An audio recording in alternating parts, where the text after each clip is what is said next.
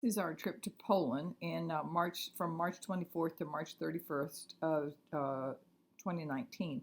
I wanted to explain that I have arranged this presentation not in the order of the itinerary, what we saw each day, but rather in the order of taking an overlook at the history of the Jews in Poland for the last 1,000 years.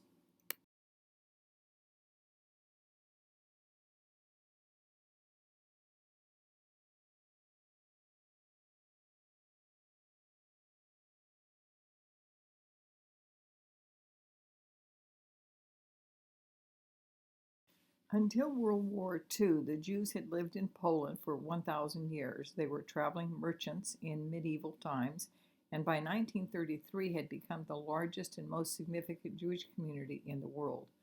Poland was a principal center of Jewish culture, thanks to a long period of statutory religious tolerance and social autonomy. In this slide, I'm showing you a picture of the old city of Krakow, and you can see even the moats. It's a beautiful picture.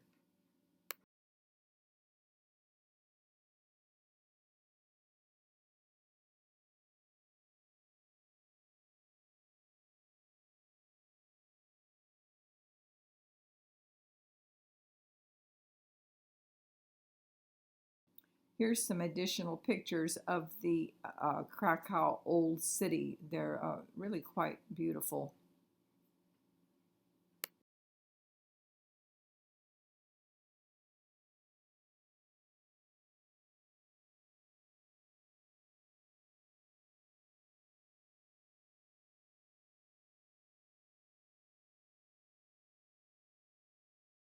We additionally went to some of the smaller communities, Jewish communities from back through the ages.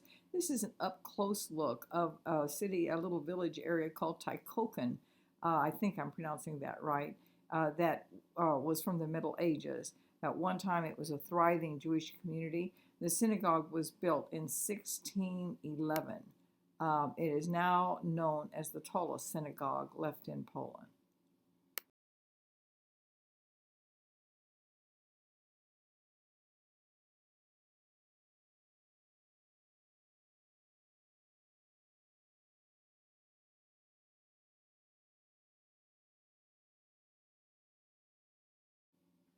The inside of this synagogue is really quite beautiful. I wanted to explain some of the pictures. Of course, to the upper left is the placard, and then moving clockwise is a picture of the bema, which is where the Torah is read, and then continuing around is the ark. The ark is where the Torah scrolls are kept.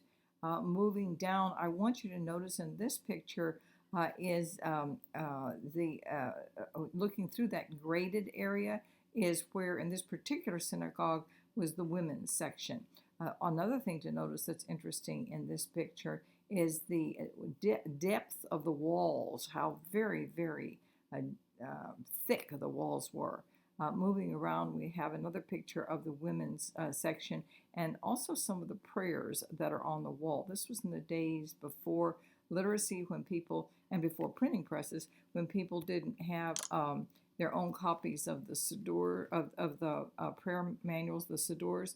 And finally, next to that is another picture of the chandeliers, and you can see the depths of the walls as well as the prayers on the wall so that people could read along the main prayers.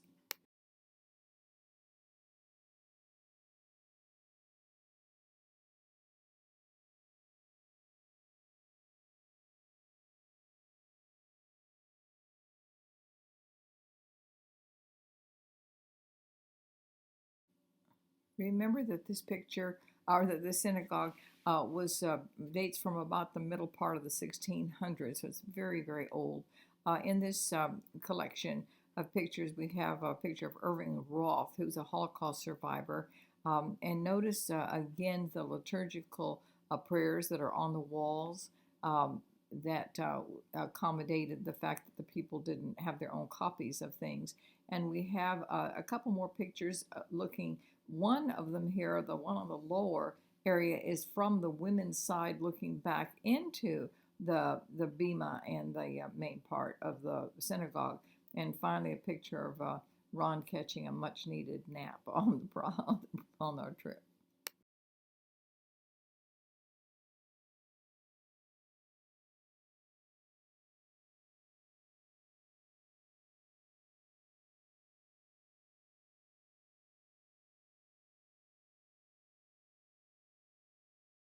Here's the last couple of pictures of the inside of the synagogue in Tekoken. Again, notice the depths of the walls there where the door is open looking out into the, I guess, the narthex area. And a picture of Irving Roth. And again, you can see the pictures, the prayers on the walls and that beautiful chandelier.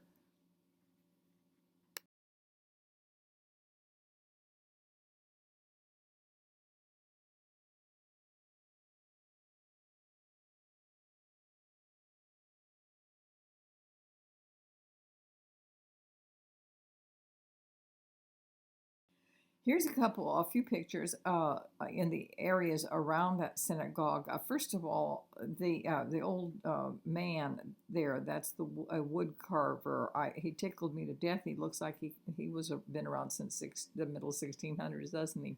And then a couple of the original buildings that have been remodeled and protected, or not remodeled, but rehabbed and protected, were just very interesting.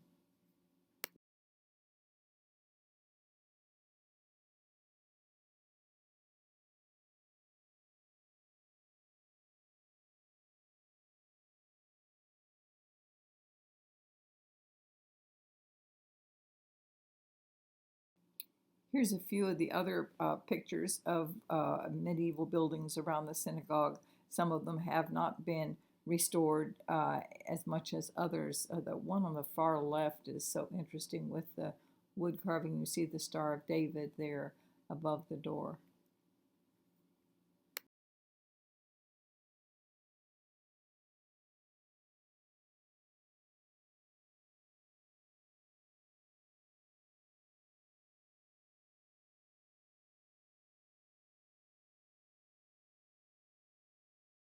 Here's one last building in this former Jewish town in the area of the synagogue. Notice the cobblestone streets.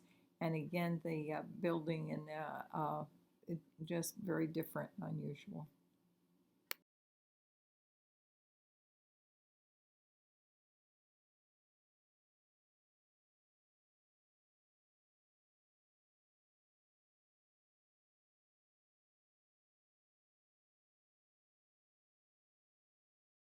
Here's a collection of pictures from the Rema Synagogue in Krakow. This is named after Rabbi Moses Isseries who lived from 1525 to 1572. He's known by the Hebrew acronym Rema. And the synagogue, and he was famed for writing a collection of commentaries and editions with Ashkenazi traditions and customs. Remember, the Ashkenazis are that group of Jews that developed throughout the German, Poland, Hungary area, as opposed to the Sephardic that were further south in Spain. The reason I thought this was so interesting, while we don't know this man Rema too much from our studies, we're certainly aware of other Jewish scholars and sages that have written commentaries like Ramban and Rashi and so forth from about the same period, just slightly earlier. So Rabbi Isseries Rema is also famous if we dug deep enough into our Jewish studies.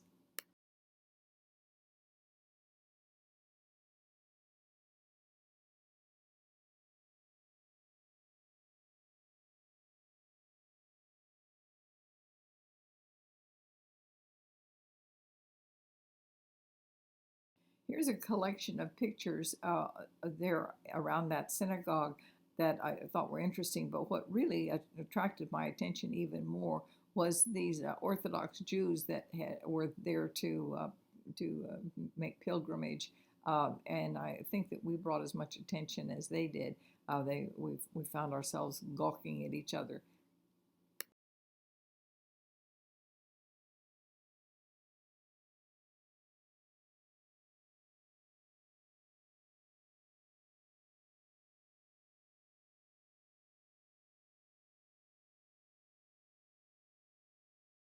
Remember that my intention for this early collection of slides was to capture a sense of how prosperous and productive the Jewish community in Poland was uh, for the last 1,000 years. So, from the earlier visits to synagogues, we're going to go to Lublin, Poland, which is known as the most important center of Jewish life, commerce, and culture and scholarship in Europe, in all of Europe, as well as a center for Christian Reformation movement. So Lublin, while being a town that I'd never heard of, really proves pretty important in study of religious history. From the 13th and 17th century, Lublin was at a crossroad between Poland, Lithuania, Belarus, Ukraine, and Russia, which would explain how it became so important. During World War II, the Jewish and Polish populations suffered heavy losses. The Bakamel Lublin Yeshiva Synagogue is located here, and we're going to take a closer look at it. Do keep in mind that the word yeshiva specifically is used to refer to a place of higher education, training people how to become rabbis.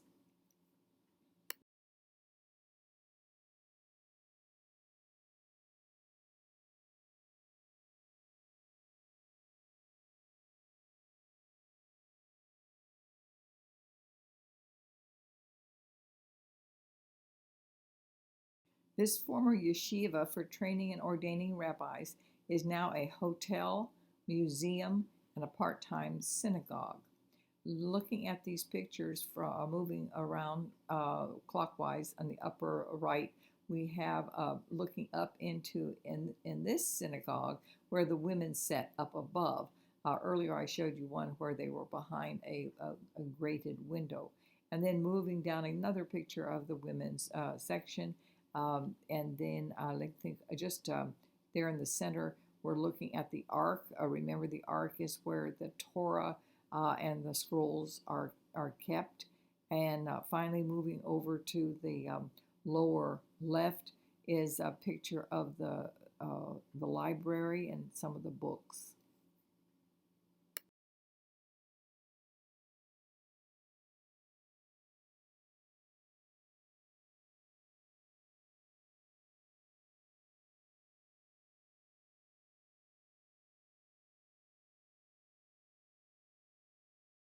A Rabbi Meyer Yehuda Shapiro is the founder of this yeshiva, and I'm using these pictures as the march bringing us from the that 1,000-year period of prosperity for Poles for Jews in Poland to an understanding of what's happening with the as we march toward the Holocaust.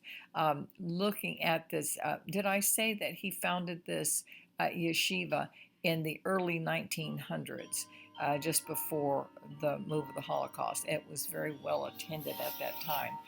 If you can take time to read that step by step movement of his life, I invite you to do so.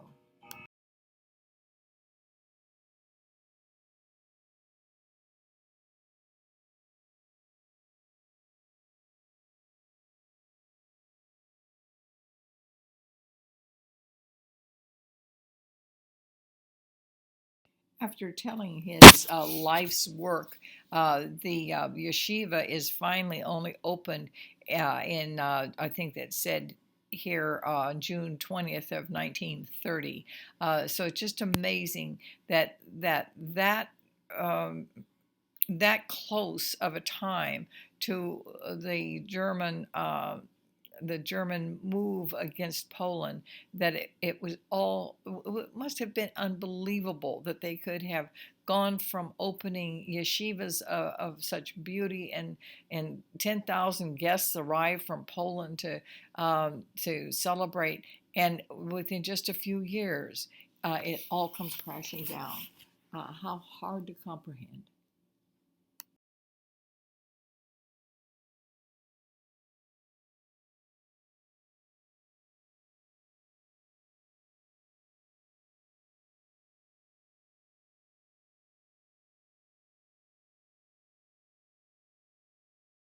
Here's some of the photographs that were on the wall to capture the yeshiva students on the stairwell, and then Rabbi Meyer in the study hall, and other the yeshiva students over their books in the study halls and the libraries.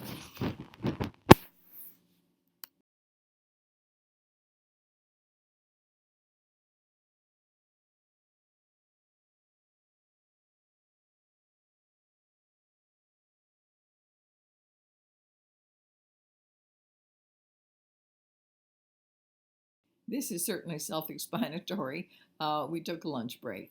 But what I wanted to share with you is how American commercialism is reaching throughout the world.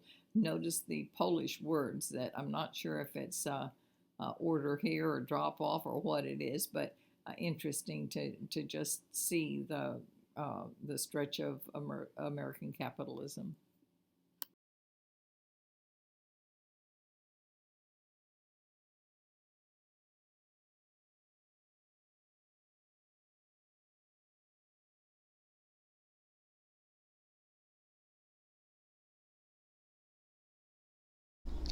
Our farewell dinner was held in this Jewish home from the 1920s, and that's why I wanted to share it with you. It's a typical home, very upscale, very attractive, and I just wanted to show you how very prosperous and successful the Jews were, and how beautifully their homes reflected their culture that they developed over hundreds of years of living in Poland.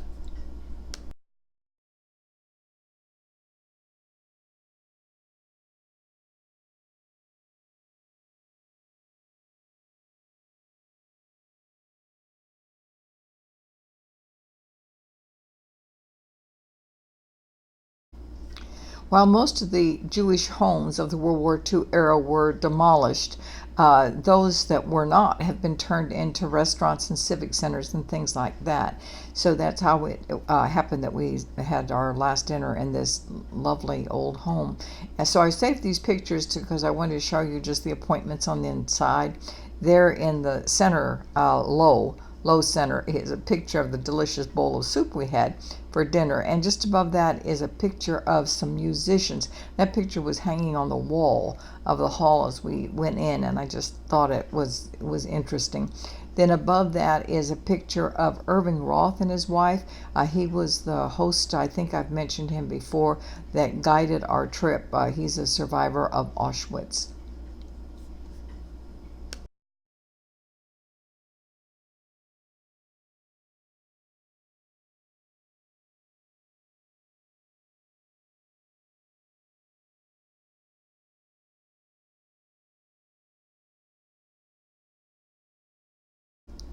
And a few more pictures of the inside of that home, along with some of our traveling friends that we enjoyed.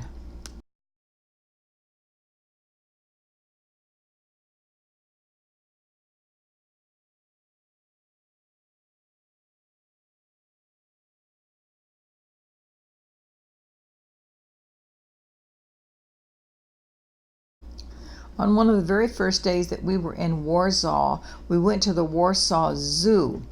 In the years before the war, the villa of the Warsaw Zoo, that's in the picture on the far left, the white building, was a gathering point for many of Europe's intellectual and artistic leaders, including many Jews.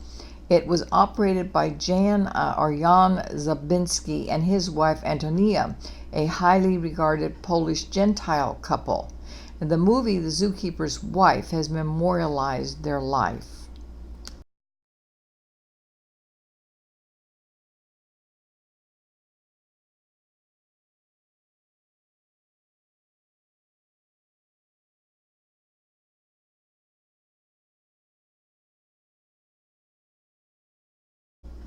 Here are some pictures from inside that villa at the Warsaw Zoo. The wall, the bugs on the wall in the frames are because Jan Zabinski was a renowned entomologist, and in addition to being the director of the zoo, he was quite a renowned scientist.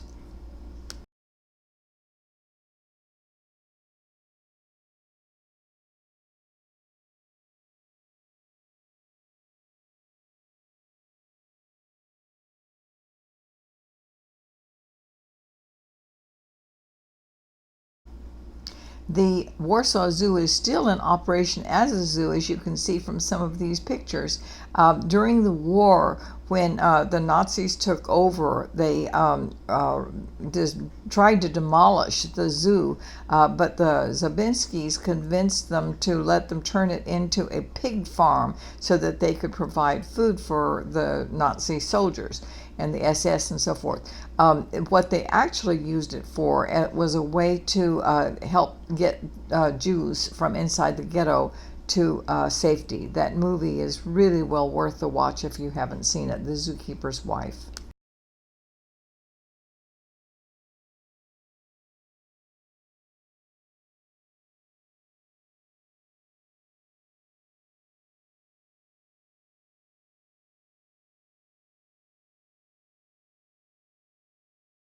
When the Germans invaded Poland and began to oppress the Jews, the Zabinskis found themselves trying to hide those who had previously been their friends.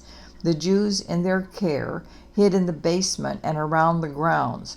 Antonia, who was a skilled pianist, would play various pieces of classical music to let her Jewish guests know when they needed to hide and when it was safe to come out.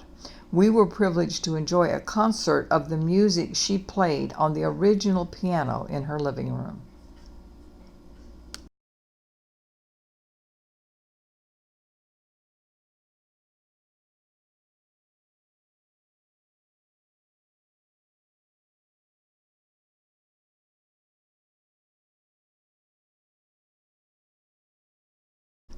We had the additional privilege of having lunch with the daughter of Jan and Antonia Zabinski, Teresa Zabinski, who was a little girl at the time that all of the war stuff was going on.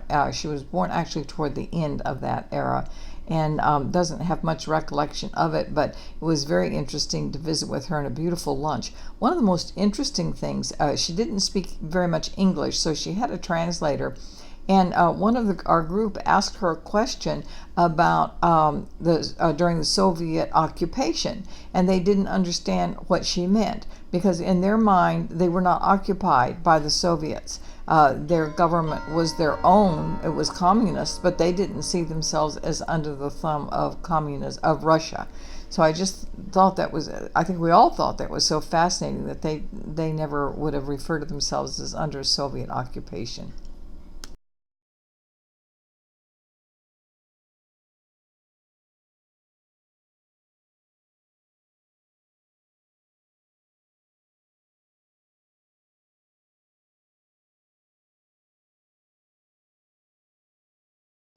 I hope I've done a reasonable job of showing you what the life of Jews, the culture was like before the war, because now it's going to turn much bleaker. When the Germans invaded, they rounded up all the Jews from every village and town and relocated them into ghettos in 400 of the larger cities.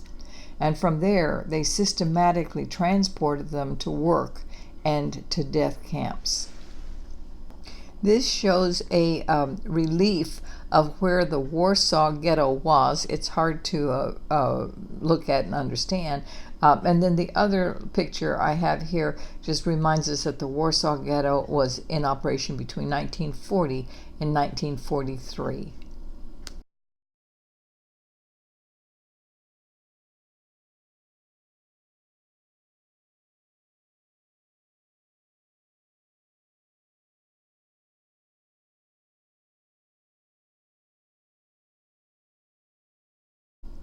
The Warsaw Ghetto, the largest of all ghettos, was established in 1940, as I had mentioned a minute ago. There are very few remnants left of it. It has been replaced with modern buildings like those on the left, which are on the border of what had been the ghetto. And the photo on the lower right is the memorial at the Unglatplatz, where Jews were loaded onto cattle cars and transported to death camps.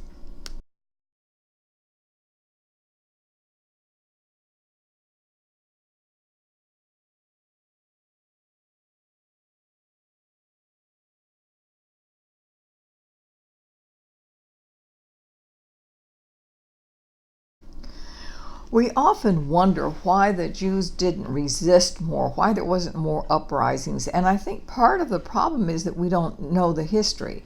There actually were quite a few. My husband was commenting on how encouraged he felt that they did resist. First of all, the Warsaw Ghetto was demolished by the Nazis in 1944 after the Warsaw Uprising. And during the uprising, 5,000 Polish resistance fighters and civilians fought against the Germans for 63 days. That wasn't only Jews, that was Polish people also. The rebels escaped through the city sewer system. In Krakow, Jewish teenagers also staged an uprising against the Germans in the evening of December the 22nd, 1942. This is a monument to them.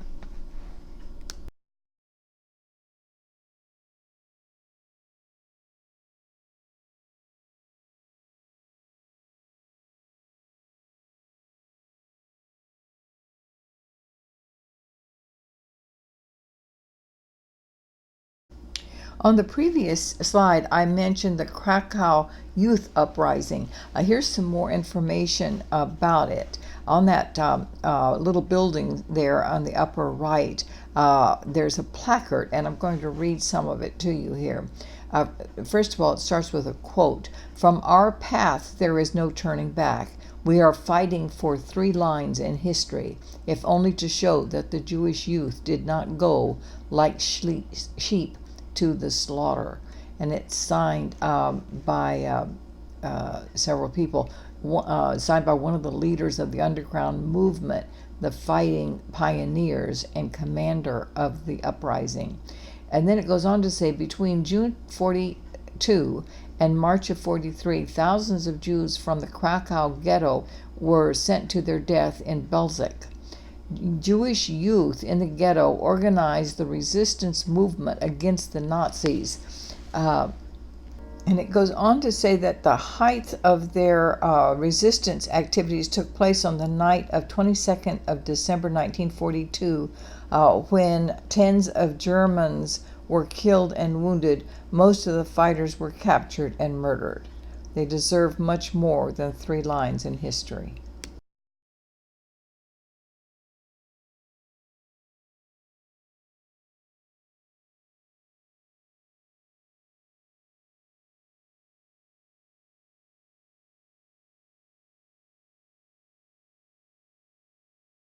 Here's and some more pictures of that monument to the youth that did the uprising in Krakow.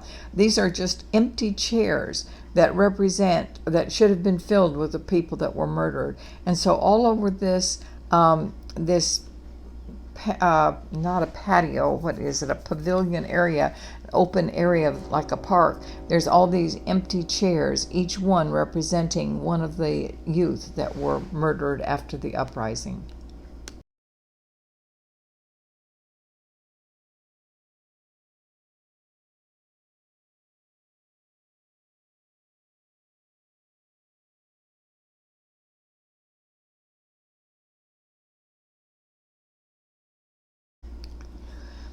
Resistance did not only take place among the underground. There were many heroic examples of Gentile people resisting. Oskar Schindler is one example. If you've seen the movie The Schindler's List, you know his story. This is a picture of what the real man looked like instead of the Hollywood version. And this is also, we went to the place where his factory was located.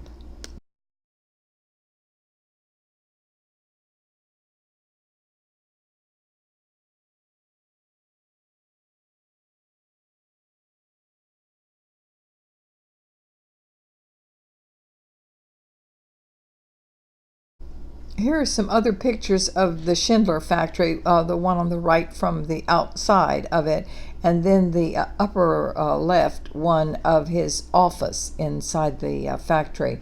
But the other thing I saw was on the wall was a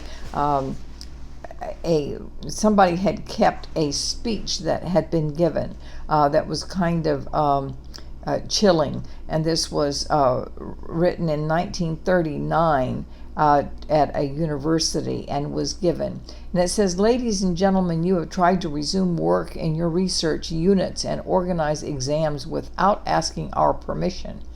You have made an attempt to reactivate the university without obtaining permission from us. By doing so, you have indeed proved that you have no idea what the real situation in which the university has recently found itself, and which shall continue at least until the end of the war. Your attempts to carry out examinations and to resume the university's normal operations are an act of malice and hostility toward the Third Reich. Beside that, the Jagiellonian University has always been a center of anti-German propaganda. Consider yourselves arrested. You shall be taken to a POW camp where you shall be properly informed of your real situation. No questions should be asked. I will now ask the ladies to leave, and you gentlemen shall be taken away immediately. I think that Mr. Rector will deign to go first." And that was signed by SS Sturmbannführer Bruno Müller at the university. Isn't that just so chilling?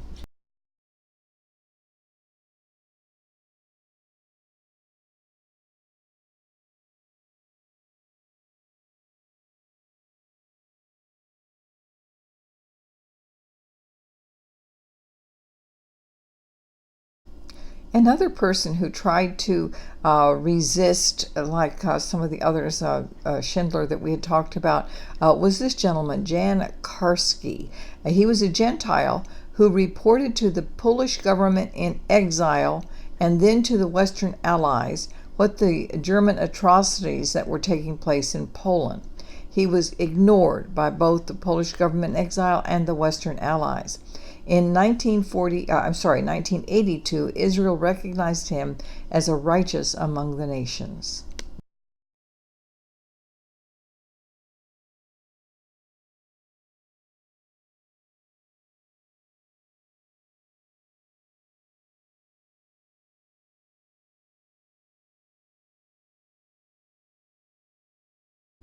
Another hero that attempted to resist the Germans was this gentleman whose name is Janusz Korczak. I think I'm pronouncing it correctly, and that was actually his pen name. His real name was Heinrich Goldschmidt. He was a pediatrician and educator and author of children's literature. He was an assimilated Jew. He founded an orphanage for Jewish children in Warsaw in 1911. When the Nazis invaded, his orphanage was forced to move into the ghetto. Since he was such a famous person, he had the opportunity to escape personally, but he chose to move into the ghetto with the children. He turned down another offer to escape when the children were taken to Treblinka, but he insisted that he was their father and there was no one else to ease their fears. He is the only human being to have a monument to a person at Treblinka. This picture shows Irving Roth at the memorial site.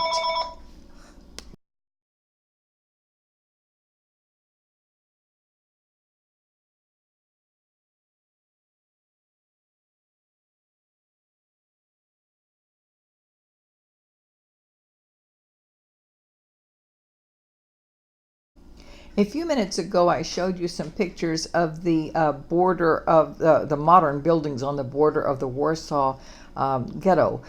When we turned around from looking at those modern buildings, we were looking at the Jewish cemetery of Warsaw.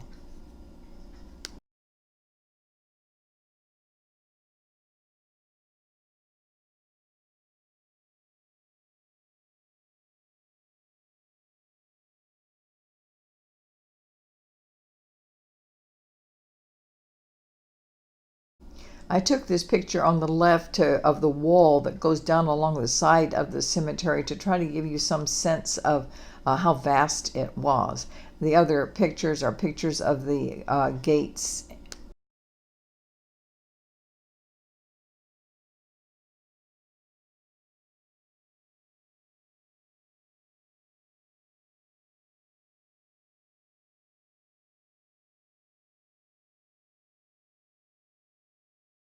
These are pictures of some of the headstones. The picture in the upper left can you see it? Look hard and see if you can see that it looks like a menorah and the candles are broken. That indicates that a woman is buried there. And then we also have in the lower center the picture of the little boy with his hands up as the Gestapo was surrounding him.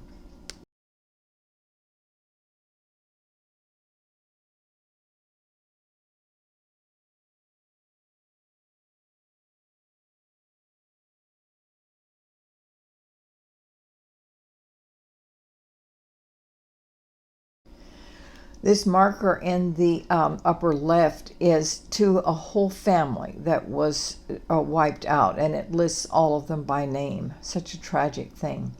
The Germans' early attempt to annihilate all the Jews involved marching large groups to a prepared pit and shooting them in the head and then burying them. But this is one of those sites in the middle of the cemetery. The result was that there was such a large amount of gases from the decomposing bodies that vegetation has been prevented from growing all the way to this time.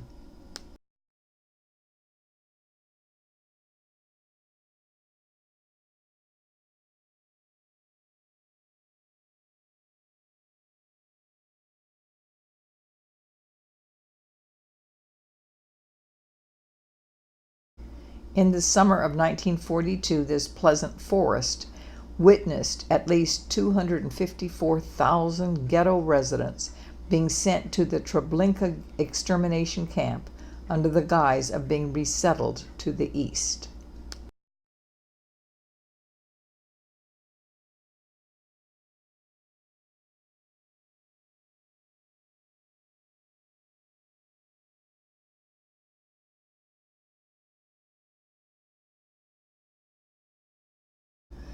Jews from towns and villages all over Poland were brought here to Treblinka as a result of massive deportations. And it was designed as an ultra-secret camp, opened in July of 1942, and it was part of the final solution. As many as 925,000 people were killed here over a span of 16 months. It's the regular place of Jewish pilgrimages by Jewish youth from Israel, Israeli youth.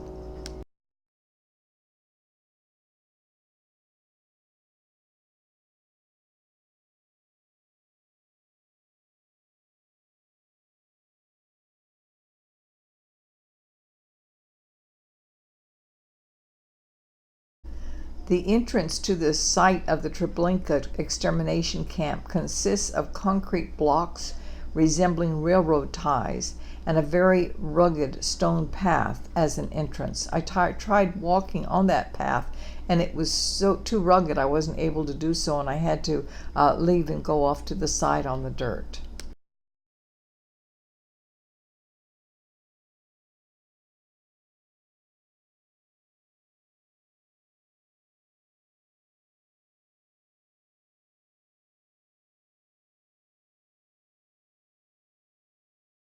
At the site of the Treblinka concentration and death camp, there are 17,000 stones that stand as sentinels in remembrance of the 17,000 Jewish communities that were destroyed. They are arranged to preserve the outline of the camp. Earlier, I showed you a picture of one gentleman who's buried here, and he's the only one that has a monument to a person. All the rest of these monuments are to communities. If you can look closely at some of the pictures, they have the names of the villages that they represent.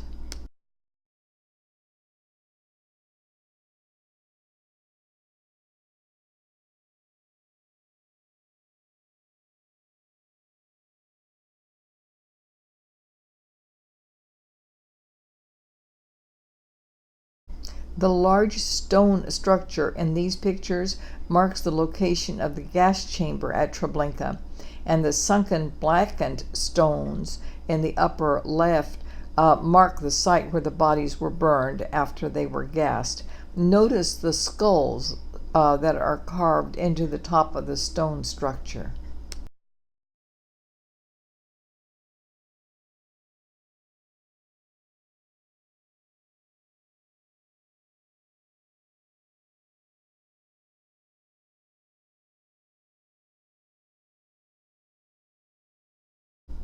The streamers with the names outline the death camp and recall some of the many victims that lost their lives here.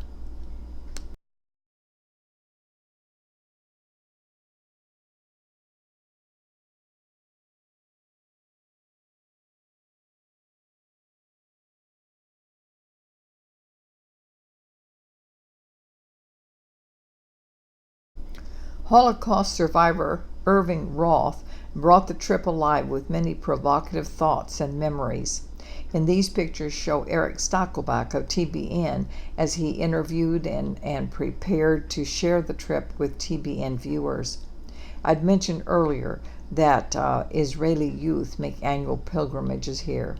It was cold in Poland in March of this year when we went 2019, I should say. So you can see my pictures of Ron and I bundled up.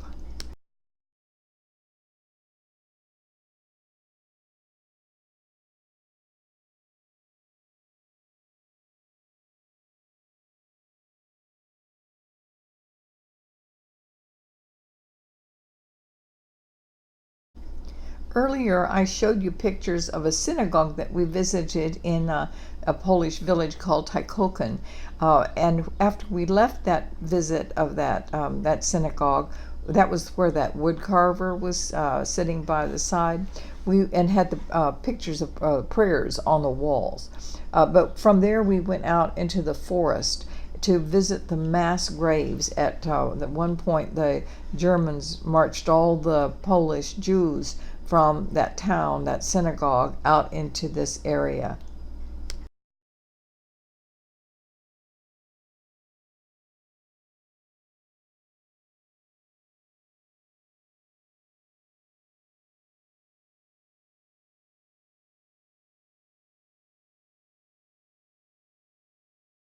Here's some pictures of those areas of mass graves. I think there were 3 of them. And you see the Israeli flags. On the previous slide, there was a picture of a monument that an IDF squadron left there. So this was back before they began the gas chamber thing, and you see that also, as I mentioned in the cemetery, vegetation does not grow very well after that much death, that much gas and stuff.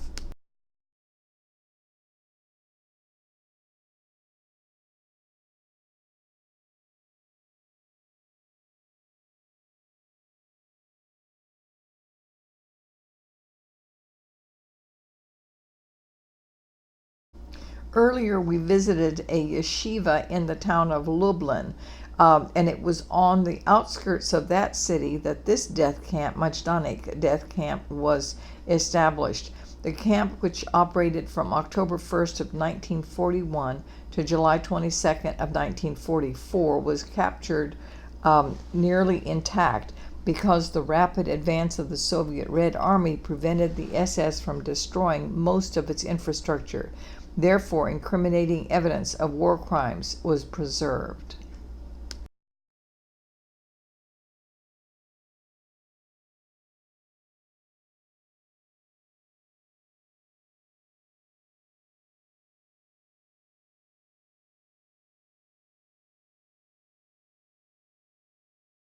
The partially preserved grounds of the former German Nazi concentration camp at Majdanek accommodate about 80 historical buildings erected in 1941 to 1944.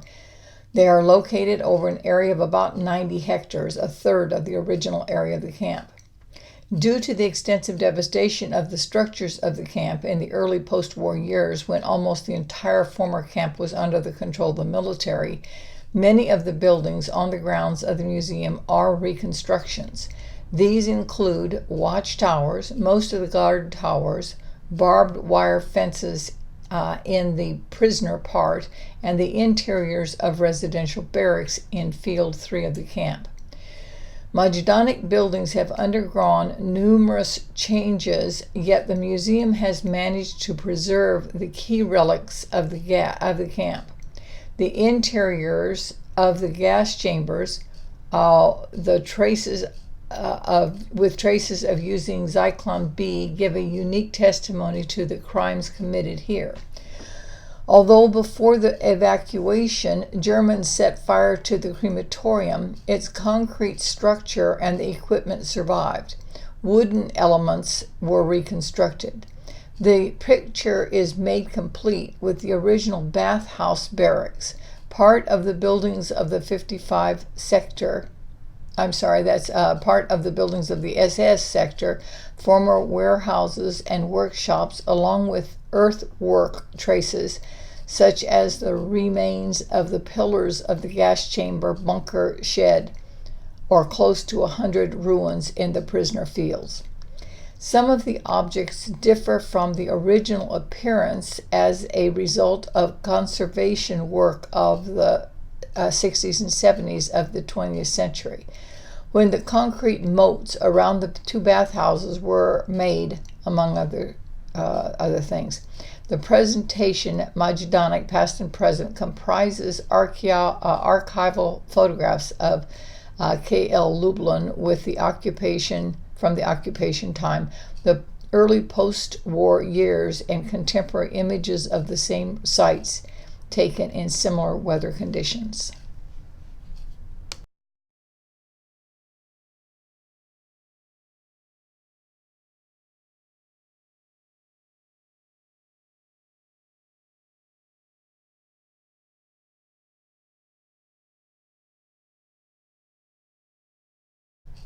Starting from the upper left, we see that row of barracks. As you look, you see them one after another going off into the horizon with the watchtower.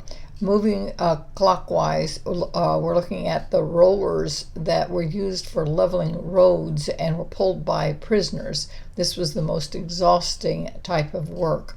The picture in the lower right shows out in the distance the town of I think that's Lublin is the town that this is near, and notice how very close it is. And then off to the going around then to the lower left is a closer up picture of one individual barracks.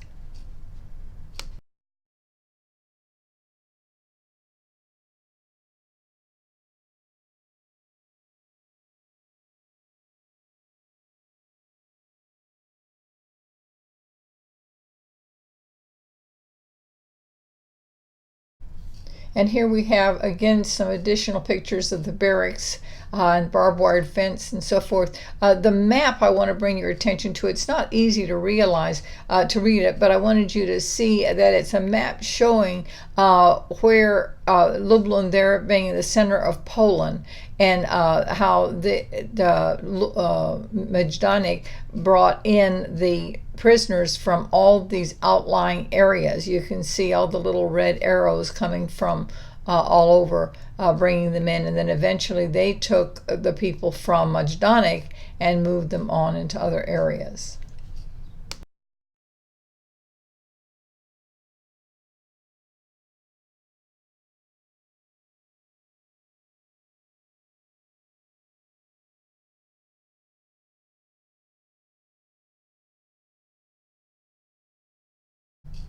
Another one of the barracks called Block 15. This was in Field 5. At the beginning of October 1942, a concentration camp for women was created here. The first prisoners were the inhabitants of two districts of Lublin. I won't pronounce those names, as well as Jewish women from the ghetto in another one of the Polish towns, and the Lublin ghetto of Majdan Tatrasky. In January of 1943, large transports of female political prisoners were directed here from towns such as Radom, Warsaw, Lviv, and Lublin. In March of 1943, the first group of Belarusian women and children arrived here. They were the victims of pacification and dislocation actions organized in Belarus in retaliation for partisan activities. A month later, mass transports of Jewish families from the Warsaw Ghetto started to arrive. And in August, Jews from the Białystok Ghetto were brought here. In the first two barracks on the left of the picture where they're all lined up, very young Jewish children were kept for a short time before being taken to the gas chambers. In the summer of 1943, farmer families expelled from the another pacified area of Poland region lived in the camp. In September of 1943, the women's camp was moved to Field 1, after which the entire field served as a camp hospital for men. I wanted to bring your attention to that map that we looked at on the previous slide and how they were transported in from other areas, and this kind of gives some detail about those transportations.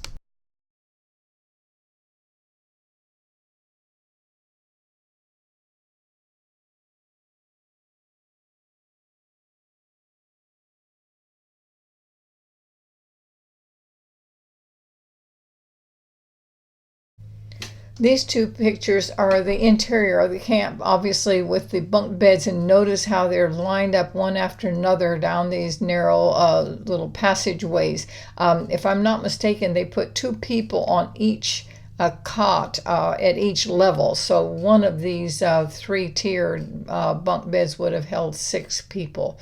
I'm going to read this to you. The camp authorities had proven established methods that destroyed people faster and more surely than the poverty in the camp. This method was terrorizing and tormenting defenseless women. They decided to use continuous harassment and a multitude of penalties to poison every moment of life in the camp. And they decided that women with a stubborn will to survive should be mistreated, degraded, and reduced to nervous wrecks. Above all, there was beating. Beating for any reason and for no reason. Beating over the head and with a bullwhip at roll call, with a fist to the face, over a special stool with a piece of rubber or a cane. Beating was something as ordinary and everyday as turnips for supper, as our striped camp in garments. They all beat us, starting with the Commandant Thuman, who was capable of coming into the hospital even at 2 a.m. to beat us across the face because he was drunk and had to take it out on someone, right down through all the camp ranks. But Commandant Elsa Ulrich probably broke all the records. She beat women with a passion, with frigid cruelty in her eyes. No SS woman could match her for strength or inflicting pain. She always beat us until she drew blood.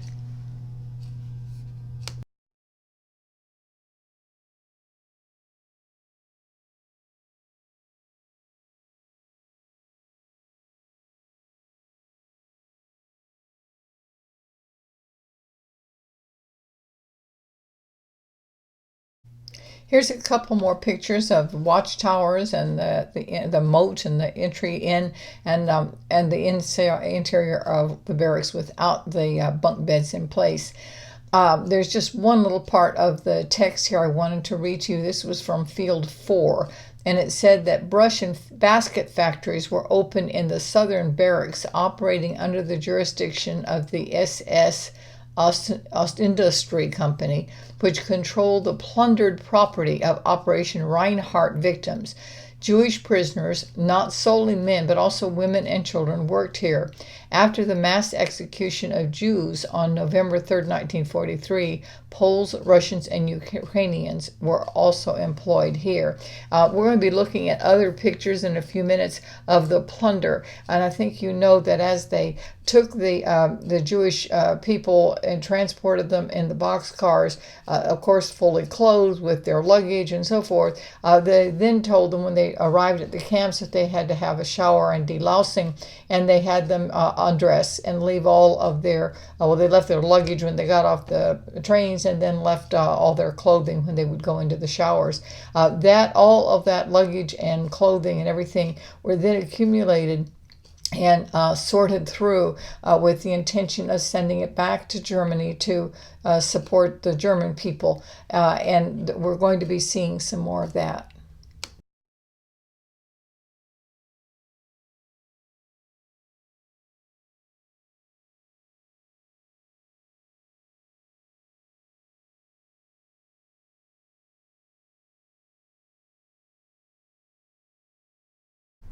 Here's a couple of pretty good pictures, I think, of the guarding system and the watchtower. And I do think this one thing I posted on the guarding system is worth the read. The camp guarding system was supposed to isolate the inmates from the outside world and prevent them from escaping.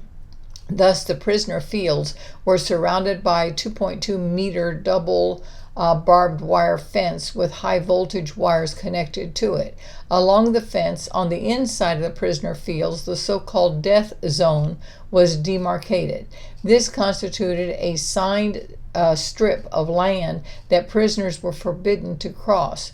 Along the fence, there were 18 guard towers equipped with moving searchlights and machine guns, and sentry boxes next to the gates leading to the prisoner fields.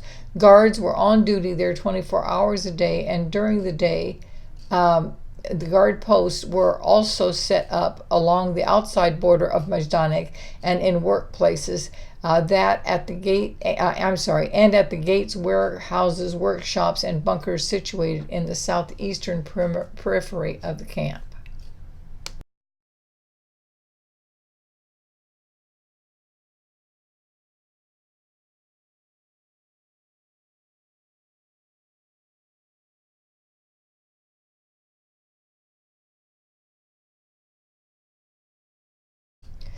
In one of the barracks that we went into, they had these wire cages set up containing all of these shoes. Just look at that and imagine all of these shoes that belong to Jewish people that were brought here. The placard says Jewish shoes belonging to the victims of Operation Reinhardt. We had heard that, we started hearing about that a minute ago.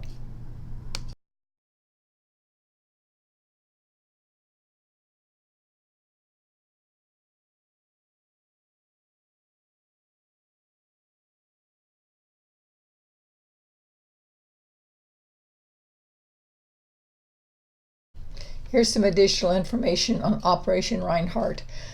Apart from the personal property taken away from prisoners on their arrival at Majdanek, the shoes of Jews who were mass murdered in other Operation Reinhardt death camps were also stored here. Men's, women's, and children's shoes that had once belonged to the victims were searched for hidden valuables and sorted. Great numbers of these were then transported by railway to the Reich, where they were given to German institutions or civilians just like other plundered property. Some shoes were used as raw material. Shortly after the liquidation of the concentration camps at Majdanek, nearly 430,000 pairs of shoes and several thousand shoe parts were still there. Thousands of shoes were also found in the Flugplatz camp, which was built in the area of the former airport located near the pre-war aircraft factory.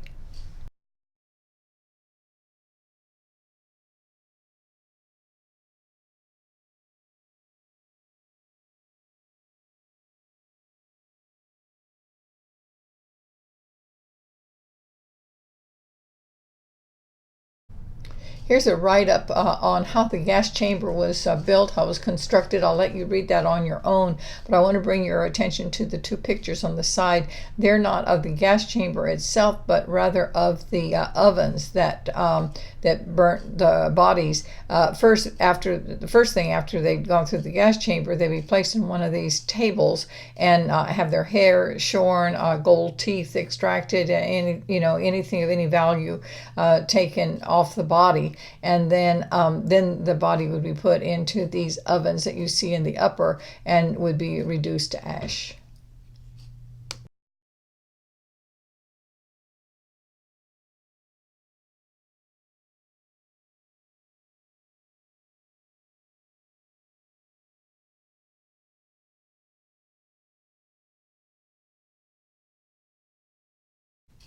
Here's some additional pictures of the crematorium that were attached to the gas chambers.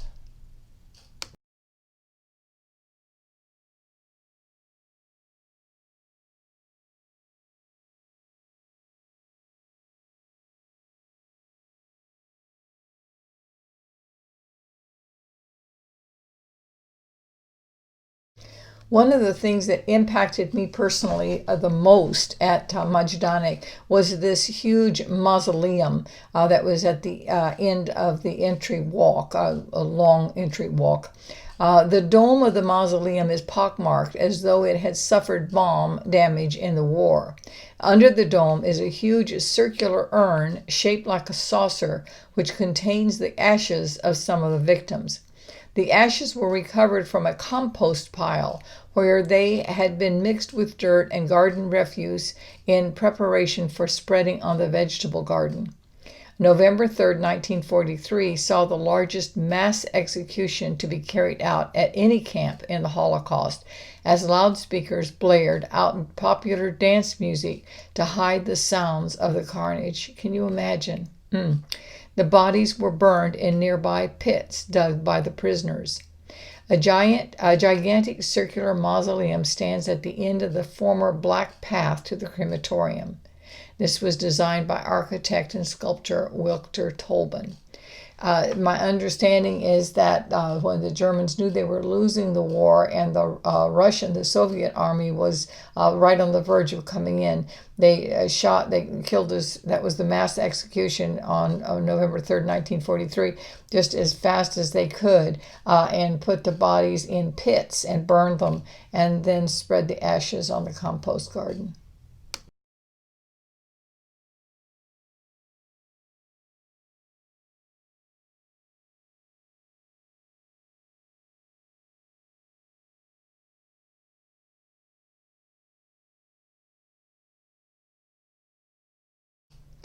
Here are some more pictures of that huge mausoleum at the end of that long walk. You can just see how huge it is. And then there on the right-hand side at the top are the watchtowers that line that walk also. The bottom three pictures I took while I was standing on the walkway around the write-up said the saucer type of urn supporting all of those ashes. So all of that gray mound that you see, there is the ashes. You can also get a sense of the enormity of this by realizing that the little black dots on the far side of the white strip, the air, are human beings.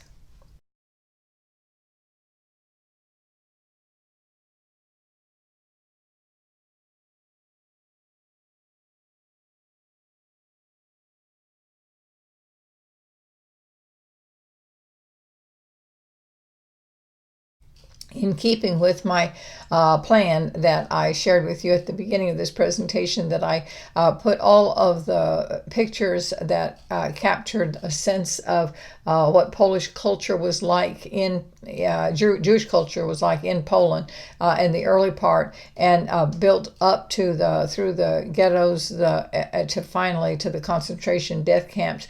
And so we've looked, I think, at Treblinka, at at Majdanek, and now in one of the last days we were there, we went to Auschwitz I and Auschwitz II. In these pictures, one of the famous sign over the entranceway, "Work makes you free," is translated from German, and then a picture of the protection, the guard fence. Beginning in 1940, this pre-war military compound was used to quarantine political prisoners. So it had been used as a war compound, a battle army compound previously. By 1942, it had begun to function as a concentration camp, that is, a place of slow killing as a result of deliberately created inhuman conditions. Later the same year, it began the immediate killing of all Jews brought here within the framework of the destruction of the entire Jewish population of Europe. In the last 2 months of its existence, after the closing of the gas chambers in 1944, in expectation of the Soviet offensive, prisoners were forced to evacuate by way of a death march into the interior of Germany.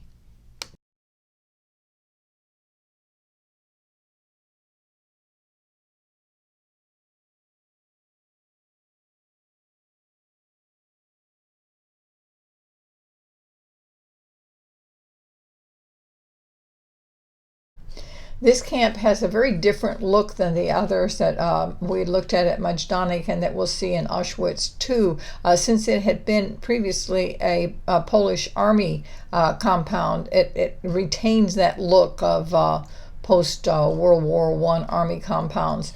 I did want to read from this write-up here that it started out that they brought in POWs from Russia. Most of them died of hunger, hard work, and SS brutality. Many others were gassed or shot by order of a special Gestapo commission. Those who refused to work were forced naked out of their blocks in the freezing winter weather and doused with water, as a result of which many froze to death. Within 5 months, by March 1942, some 9,000 had died. The remainder were transferred to the newly constructed Auschwitz II Birkenau, which we'll look at in a couple of minutes. But now that behavior was going on to with the SS POWs, not even the Germans. Not even the Jews.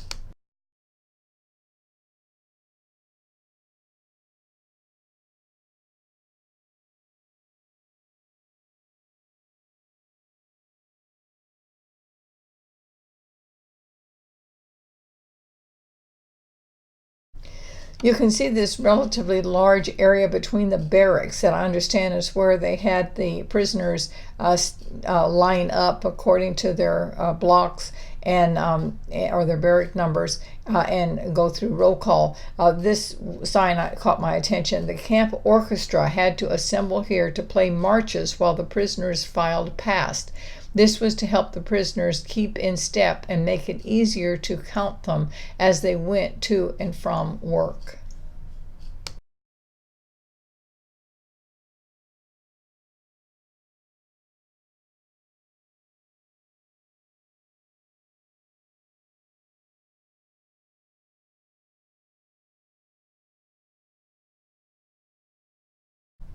Let's read this starting from B. From 1940 to 1942, transports of prisoners and Soviet POWs arrived at this railway siding constructed in 1916. This was also where the first mass transports of Jews arrived in 1942. From here, they were sent immediately to their deaths in the gas chambers at Auschwitz I. In 1941 and 1942, this siding was also the transit point for prisoners working on constructing the Buna work factory near Auschwitz. On 14 June 1940, the first transport of prisoners to Auschwitz arrived at this siding. constructed in 1931. The transport consisted of 728 Polish political prisoners who were brought here from prison in Tarnow, about 100 kilometers to the east. The railway siding and unloading platform, known as Judenramp, the Jewish ramp, that would translate, transports of Jews sent to Auschwitz by the SS from all over German-occupied Europe arrived here from mid-1942 till mid-May of 44. It was here where SS doctors carried out selections to identify Jews fit for slave labor. Most of the Jews were considered unfit and sent immediately to their deaths in the gas chambers. Transports of other prisoners, mostly ethnic Poles and Gypsies, also arrived here. The railway siding and unloading platform constructed in Auschwitz to Birkenau in May of 1944, principally to process the Jews destined to be sent to the Auschwitz in the major deportations from Hungary. Polish Jews were also brought here when the SS liquidated the ghettos the Germans had established in occupied Poland. After the selection carried out here by SS doctors, most of the Jews were sent immediately to their deaths in the adjacent gas chambers. Transports of ethnic Poles also arrived here, particularly after the Warsaw Uprising in August of 1944.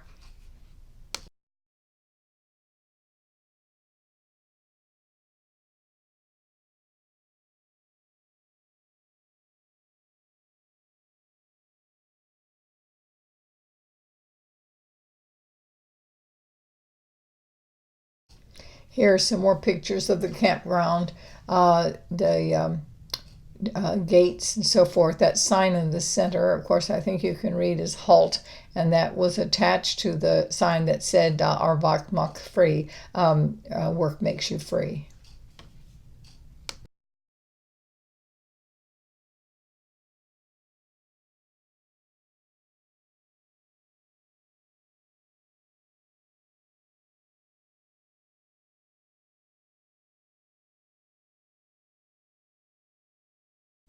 Let me go ahead and read this. I think that it will give meaning to the picture.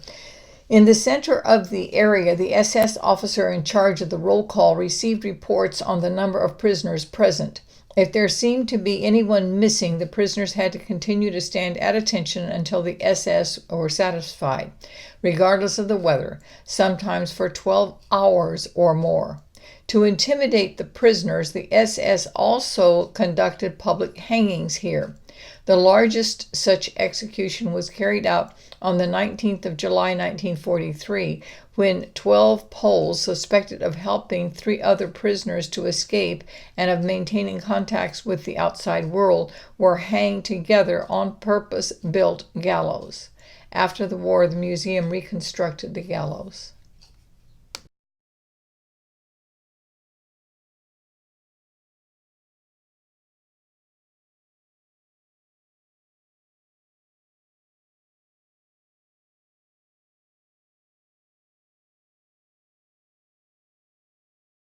This is where the Camp Gestapo was located. Prisoners suspected of involvement in the camp's underground resistance movement or of preparing to escape were interrogated here. Many prisoners died as a result of being beaten or tortured.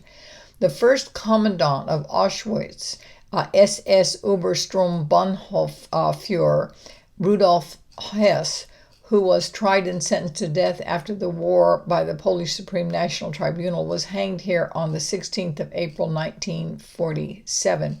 I wanted to bring your attention to the picture on the lower left.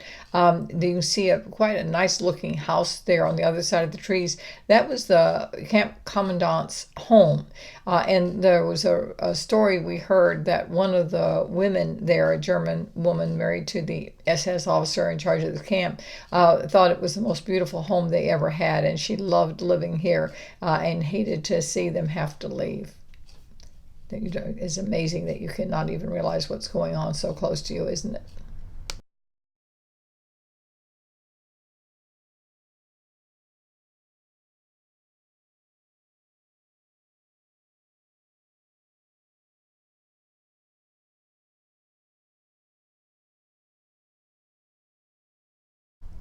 Here in Barracks 15 is where they had a lot of display of the uh, material, that plunder that was accumulated through Operation Reinhardt.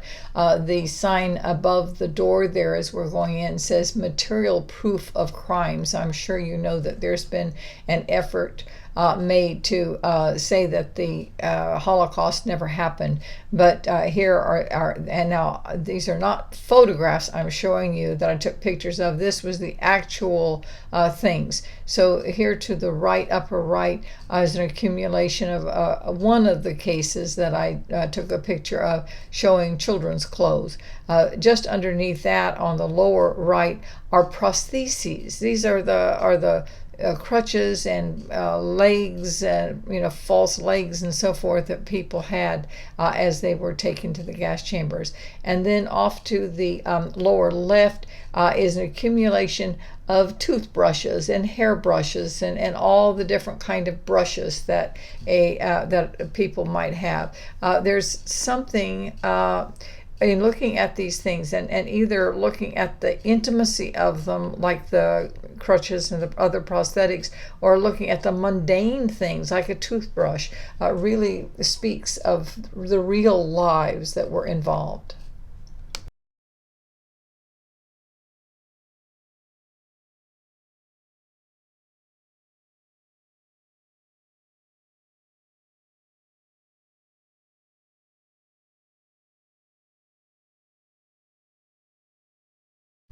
Just a word of explanation on these pictures. This is all continuing to look at the plunder. The upper left is a collection of kitchen tools.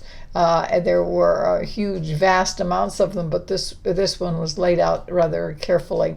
And then moving clockwise to the right, that upper picture, it's hard to make that out, but that's actually eyeglasses, just a mountain full of wired eyeglasses from people. And then underneath that is a picture of the pots and pans and cups and so forth. Remember, in those days, long before the emergence of restaurants all over the place, if people were traveling, they tended to take with them at least enough that they could get a drink of water, and that's what all of that is.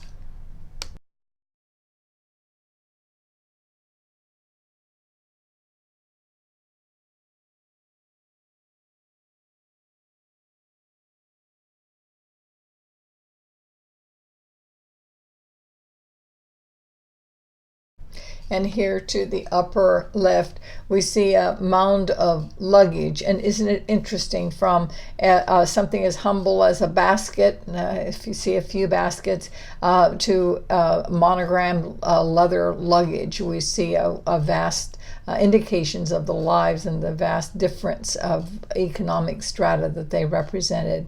The man looking to the right is standing in front of one of the glassed areas, showing again a huge mountain of shoes.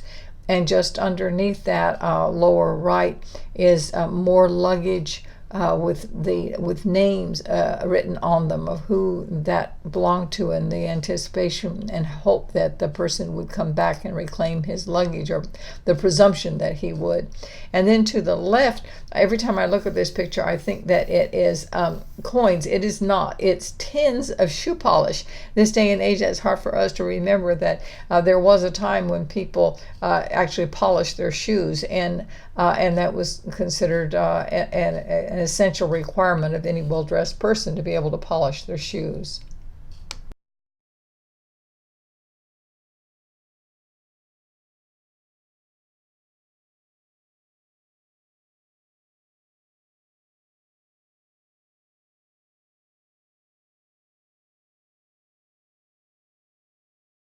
And more and more and more.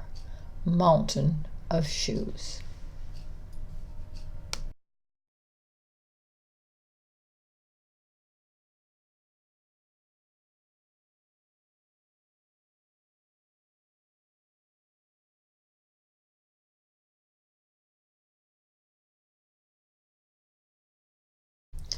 Leaving the plunder behind, we made our way over to the area where the gas chamber had been.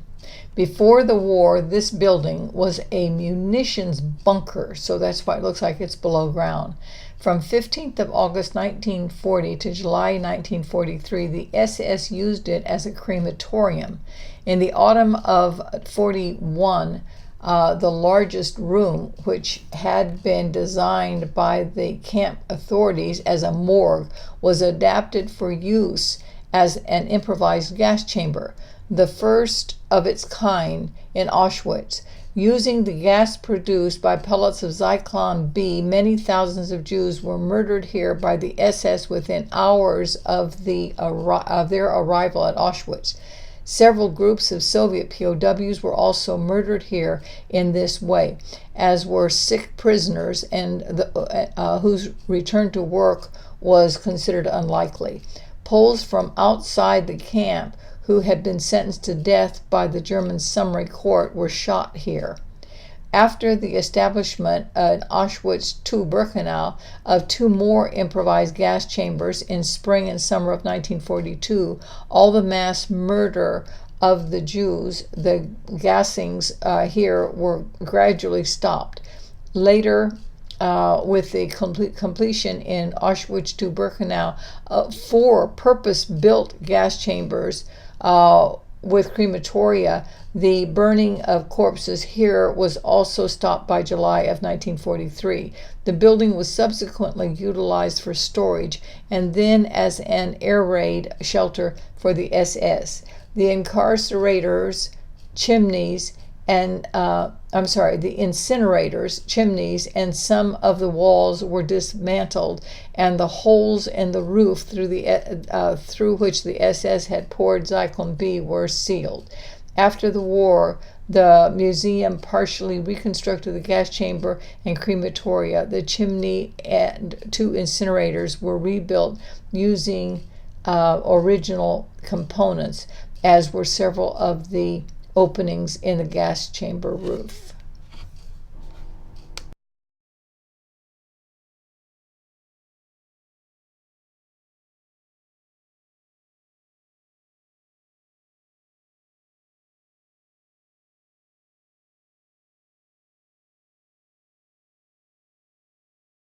I didn't have time to study this diagram while we were there, so I took pictures of it and brought it home, and I'll share it with you if you want to take time to study it.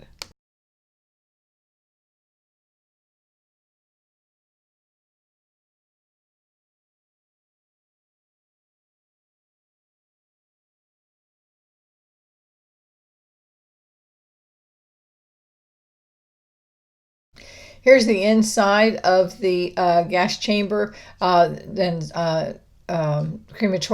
There at the top picture, you can see the hole through which they would have thrown the Zyklon B tablets, and then the tables that they would use to remove anything of value on the body, like we saw in the previous picture over in Majdanek, I think, and then finally the gas chamber for burning the bodies.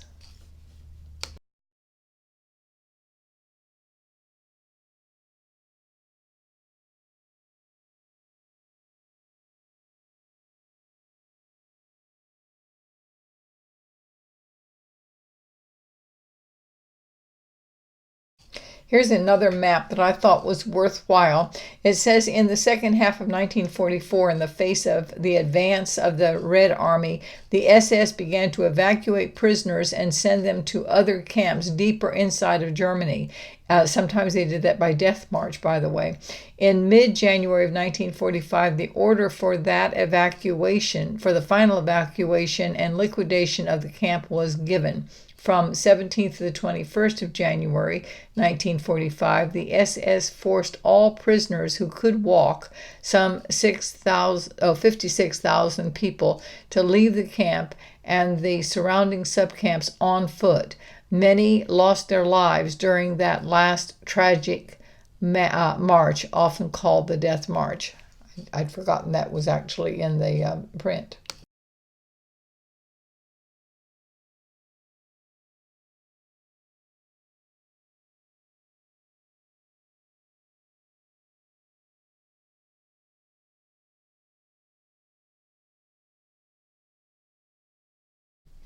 From Auschwitz I, we went over to Auschwitz-Birkenau, which is also called Auschwitz II. In the years 1940 to 1941, German occupants expelled the Poles, inhabitants of the villages, and several other places. Let's see, Germans founded the death camp Auschwitz-Birkenau and its economic and industrial base on the site of the demolished or taken buildings. So they took over villages and towns. They removed the people from them and then used those areas to build this camp, which includes the industrial part of it and processing all the things taken from Operation Reinhardt. I also wanted to mention that our guide that I've mentioned, Irving Roth, that had been a POW, actually was a POW in one of these Auschwitz camps and did participate in that death march. I think they were in cattle car for part of the way and then death march the other part of the way with his brother. He lost his brother during that time and never, and apparently he died. That book that Irving Roth wrote with the help of his son is called Bondi's Brother, Bondi being his brother's name.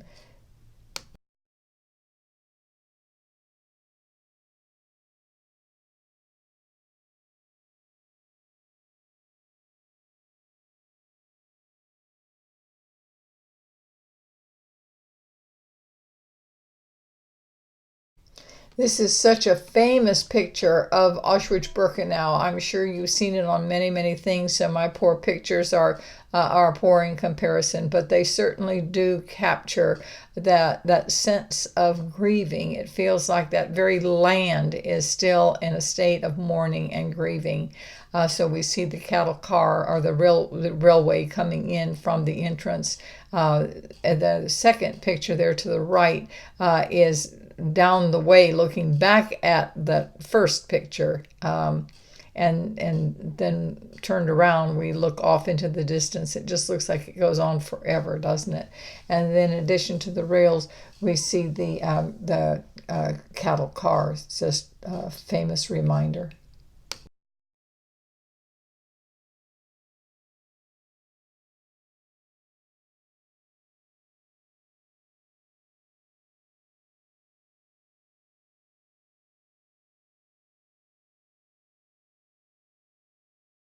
Let's read this together. Throughout the world, Auschwitz has become a symbol of terror, genocide, and the Holocaust. The German forces occupying Poland during the Second World War established a concentration camp on the outskirts of the town of Auschwitz. In 1940, the Germans called the town Auschwitz. The Polish name is pronounced impossibly for me, but the Germans called it Auschwitz, and that is the name by which the camp was known. Over the next years, it was expanded to three main camps: Auschwitz I, Auschwitz II Birkenau, and Auschwitz III Monowitz, and more than 40 subcamps. The first people to be brought to Auschwitz as prisoners and murdered here were Poles. They were followed by Soviet prisoners of war, gypsies, and deportees of many other nationalities. Beginning in 1942, however, the Auschwitz became the setting for the most massive murder campaign in history, when the Nazis put into operation their plan to destroy the entire Jewish population of Europe. The great majority of Jews who were deported to Auschwitz, men, women, and children, were sent immediately upon arrival to death in the gas chambers of Birkenau.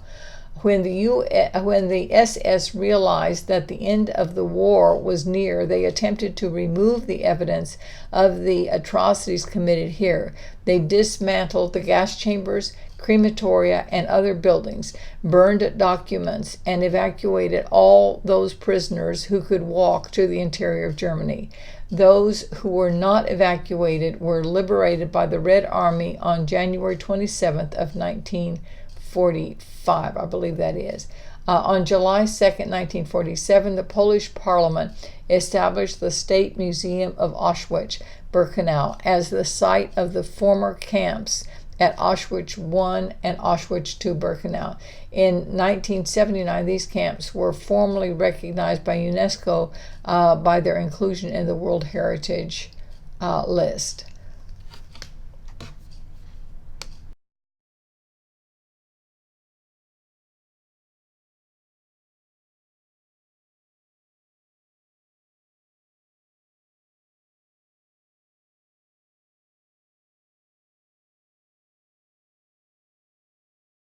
Let me try to read this placard to you. This freight car has been placed here to commemorate the Jews deported from Hungary who were murdered by German Nazis in the Auschwitz-Birkenau death camp. More than 100,000 Jewish men, women, and children were deported from Hungary in similar freight cars in more than 100 transports during the spring and summer of 1944. On arrival, most of them were murdered in the gas chambers here.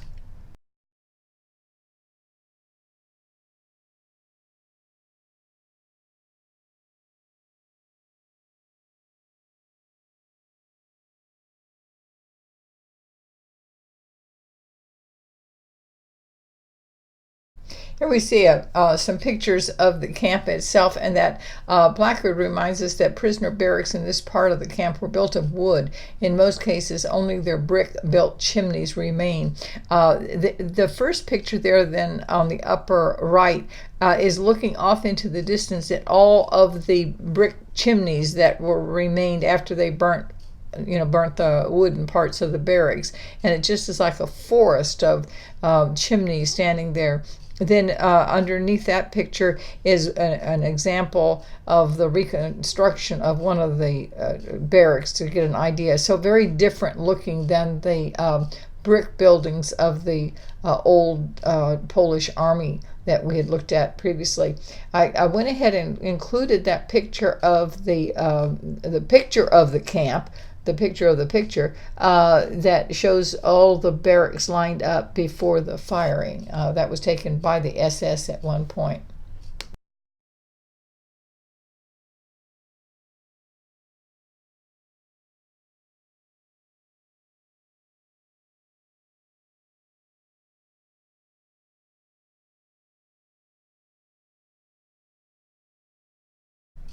Here's a picture that I took of the barracks. You can see that walkway and one barrack after another. A little bit of space between these compared to the ones at Auschwitz I.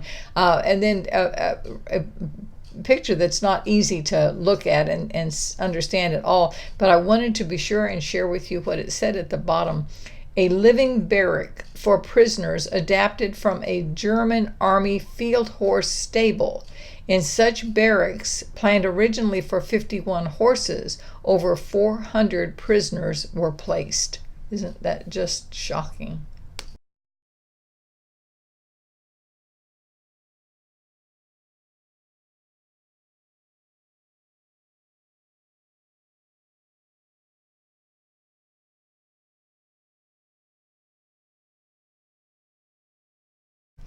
These barracks were outfitted with a different type of bunk bed. You see how wide they are. I believe I understood that up to 4 prisoners would be placed on each one of these platforms, and look down the hall at how extensive it is, how far it goes. Now, this particular barracks had the windows open up there at the top. Others we went into were all closed up, and I don't quite know the difference. But do remember that some of these barracks were used for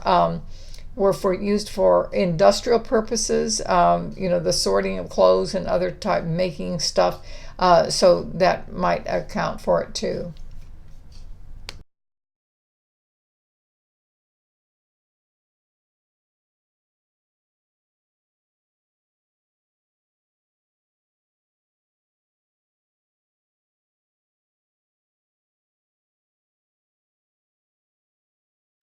One of the most shocking things came to me, a piece of information came to me after looking at these latrines.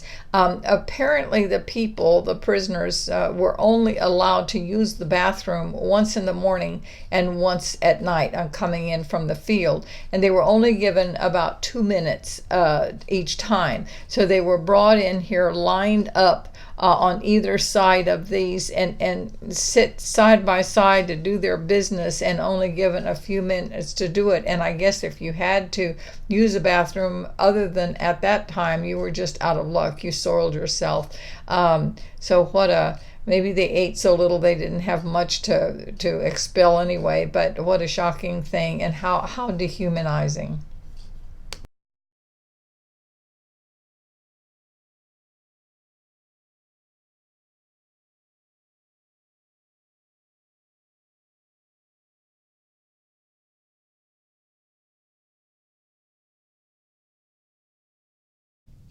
These are pictures of the remains of the gas chamber. The gas chamber in Crematoria 2, where several 100,000 Jewish men, women, and children were murdered by gas and their bodies burned. The crematorium was also used for the disposal of the bodies of the prisoners of the concentration camp, both Jews and non-Jews, who had died from other causes like starvation and beatings. The gas chamber in Crematoria 2 operated from March of 1943 to November of 1944. Again, about 18 months. On October 23rd, 1943, there was a revolt here by Jewesses, that's Jewish women, brought from the Bergen-Belsen concentration camp, who resisted being herded into the gas chamber. Toward the end of the war, the SS began to remove the evidence of the atrocities committed at Auschwitz, and in November of 1944, the installation was dismantled. On January 20th, 1945, dynamite was used to destroy what remained.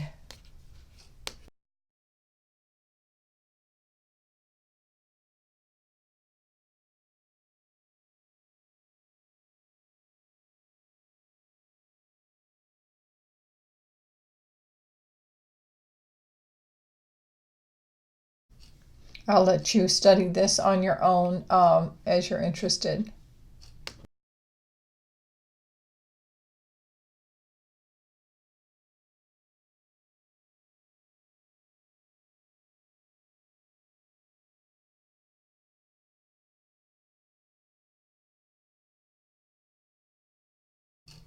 Here's some more pictures of just the general compound, the way it looks, the desolation, that sense I talked about earlier of grieving, of quiet mourning for the atrocities that have been done here.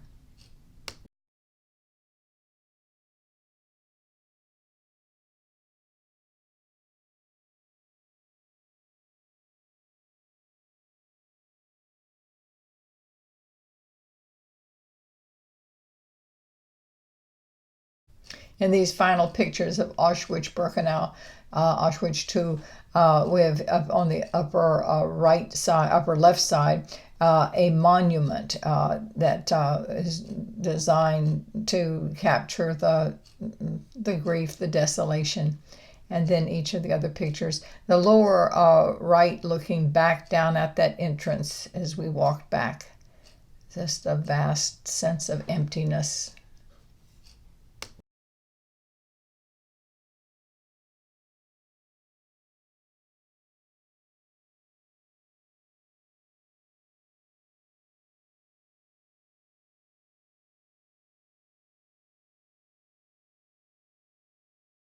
While Hitler's intention was to destroy European Jewry, 70 years later, there's no sign of the German kingdom that he was building. There's no sign of the SS, but the Jews live on. And they continue to live on in Poland itself. This I'm going to share with you a wonderful visit that we had with a gentleman, and how it isn't over.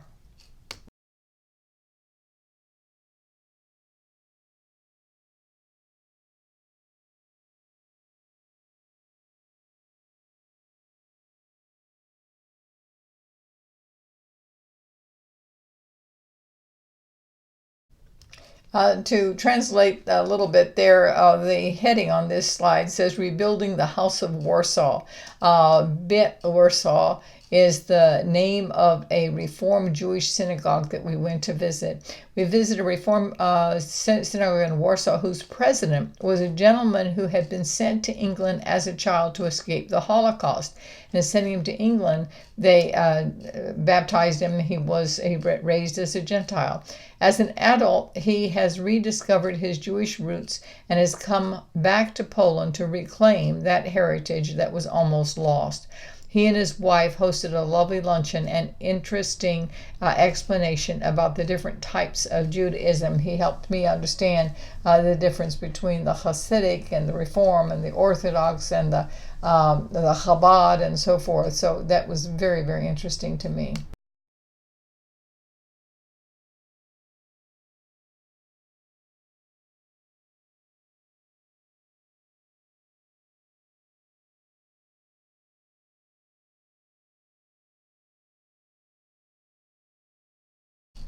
He took out their Torah scrolls that they use on Shabbat to read from the Chumash, the first 5 books of Torah, and it was so exciting to get to look up close at this beautiful set of Torah scrolls.